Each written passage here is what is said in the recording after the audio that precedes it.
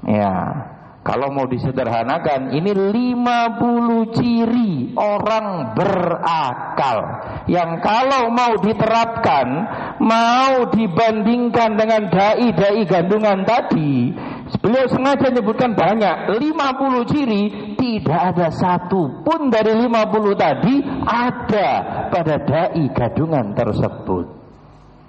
Sengaja bikin 50 supaya kaum muslimin di zaman beliau itu melek sadar, kan gitu ya, supaya sadar, supaya melek.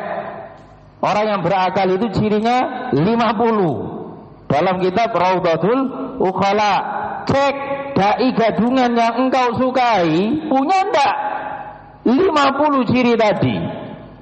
Kalau misalkan kebanyakan, separuhnya 25, kurangi lagi 15, 5 wes 5, 3, 1, gak ada.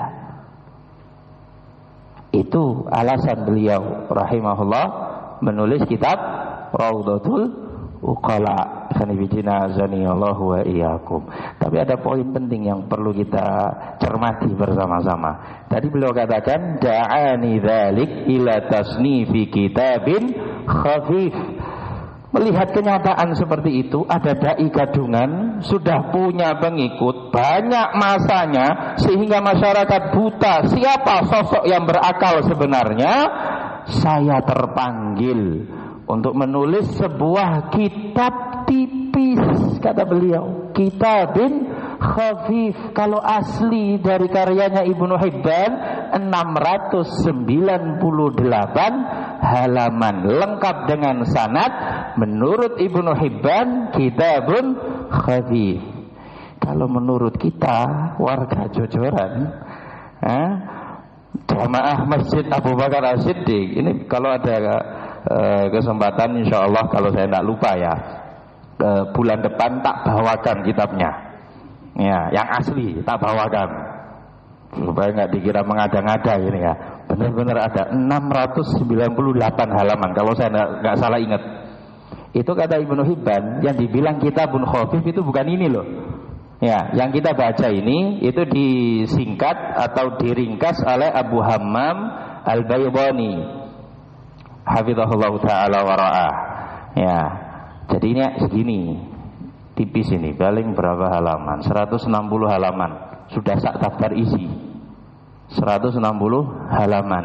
Yang dibilang oleh Ibnu Hibban kitabun khafif 698 halaman, lengkap dengan sanad.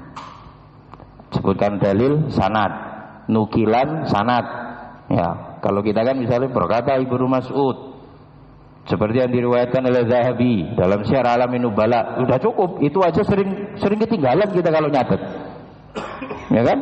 Ibnu Mas'ud dalam Syiar Alamin Nubala, kalau disebutkan halaman sekian, jilid sekian, saya jamin sering ketinggalan itu ya. Kalau aslinya tulisan Ibnu Hibban full sanad, semua nukilan sanad, lengkap sanadnya dari beliau, karena memang beliau seorang muhaddits. Khanifidina zaniyallahu wa iyyakum. Oleh sebagian cetakan diringkas jadinya setebal Riyadhus Shalihin, kemudian diringkas lagi sesuai dengan apa namanya yang kita sukai kan gitu ya. Jadinya segini. Ini pun jatuhnya masih tebal, ya kan, 160 halaman. Khanifidina zaniyallahu wa iyyakum. Nah, itu latar belakang kenapa Ibnu Hibban menulis kitab ini. Adanya dai gadungan, punya hati di tengah masyarakat, diikuti banyak orang dari dua kategori, orang-orang awam sama orang-orang yang tadinya berlumuran dosa ingin tobat. Ini kan bahaya kalau salah jalan. Sanibidina zaniyallahu wa iyyakum. Maka terpanggillah beliau untuk menulis kitabun khafif 698 halaman. Jadilah kitab Raudhatul Ukhala. Masya Allah ya. Untuk membuktikan dan menjelaskan siapa sebenarnya orang yang berakal dalam 50 bab 50 sifat, 50 ciri. Hanifidina azani Allahu wa iyyakum.